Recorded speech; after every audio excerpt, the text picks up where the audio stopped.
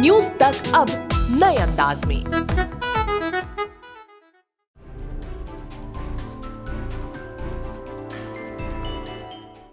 Elon Musk मंगल ग्रह पर इंसानी बस्ती बसाना चाहते हैं। यही वजह है कि मंगल ग्रह की सतह पर तमाम तरह के रोवर जीवन को खोजने के लिए लगातार चक्कर लगा रहे हैं। लेकिन हमारी धरती के पास एक और ग्रह है जिसमें जीवन होने और एलियन होने की प्रबल संभावनाएं नजर आ रही हैं। ग्रह का नाम है शुक्र ग्रह और ये दावा दुनिया की 3 सबसे बड़ी यूनिवर्सिटीज ने किया है, कार्डिफ यूनिवर्सिटी, MIT और कैम्ब्रिज यूनिवर्सिटी ने। दरअसल वैज्ञानिकों ने शुक्र ग्रह के बादलों में जीवन का आधार खोजा है। वैज्ञानिकों ने दावा किया है कि इस ग्रह के बादलों में अमोनिया की मौजूदगी की वजह से ये ग्रह रहने लायक बन सकता है।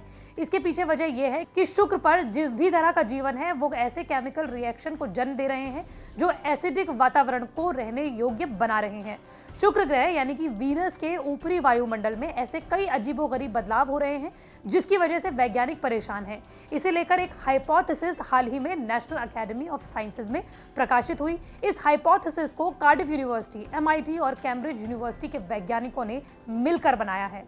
हालांकि शुक्र ग्रह के बादलों में अमोनिया की मौजूदगी की खोज 1970 में ही कर ली गई थी, लेकिन इस नई स्टडी में वैज्ञानिकों ने यह दावा किया है कि शुक्र ग्रह के ऊपरी वायुमंडल यानी कि बादलों में जो रासायनिक प्रक्रियाएं हो रही हैं उसे यह पता चलता है कि अगर अमोनिया मौजूद है तो वो ऐसे रिएक्शन करेगा जिससे सल्फ्यूरिक एसिड का असर खत्म हो जाएगा और शुक्र रहने लायक बन सकेगा। अगर इसी तरह शुक्र पर अमोनिया की मात्रा बढ़ती रही तो एक समय ऐसा भी आएगा कि वहां के बादलों में एसिड्स कम होने लगेंगे और जीवन के बढ़ने की संभावनाएं ज्यादा हो पाएंगी, क्योंकि धरती पर कुछ ऐसे जीव भी हैं जो खुद अमोनिया पैदा करते हैं। इसका मतलब ये है कि ऐसे जीव शुक्र पर विकसित हो सकते हैं और वो ग्रह की अम्लीयता को खत्म करने में मदद कर पाएंगे।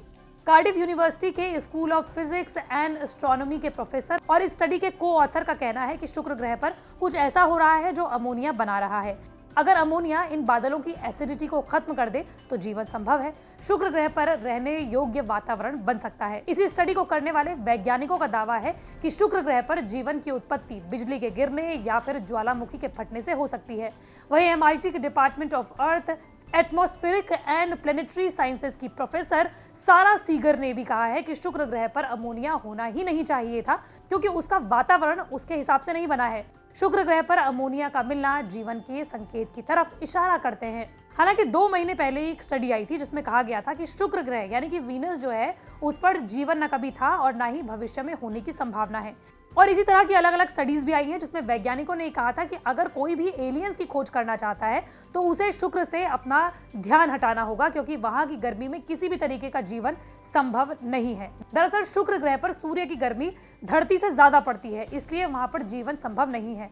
लेकिन कुछ पुरानी स्टडीज में यह अंदाजा लगाया गया था कि सैकड़ों अरबों साल पहले जब यह ग्रह बना था तब वहां पर महासागर रहे होंगे, जीवन के लिए जरूरी जलवायु भी रही होगी और एलियंस भी रहे होंगे। लेकिन शुक्र ग्रह इस समय एक नर्क जैसा है।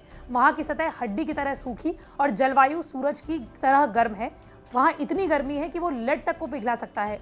लेकिन कुछ वैज्ञानिकों का मानना है कि शुक्र पर जीवन था जो आज भी कहीं ना कहीं संभव हो सकता है, और हो सकता है कि ये जीवन शुक्र ग्रह की सतह से 50 किलोमीटर ऊपर बादलों में हो, जहां पर एलियंस हो सकते हैं, जहां पर तापमान और दबाव एक समान हो जैसा कि हमारी धरती पर होता है। तो वाकई में जो 3 बड़ी बड़ी यूनिवर्सिटीज ने दावा किया है शुक्र ग्रह को लेकर, वो कितना सच निकलता है वो तो समय के गर्भ में ही छुपा हुआ है। मंडे टू फ्राइडे में इसी तरह के वीडियो आप तक लाती रहूंगी। अगर आप भी किसी टॉपिक के बारे में जानना चाहते हैं तो कमेंट बॉक्स पर जरूर बताएं।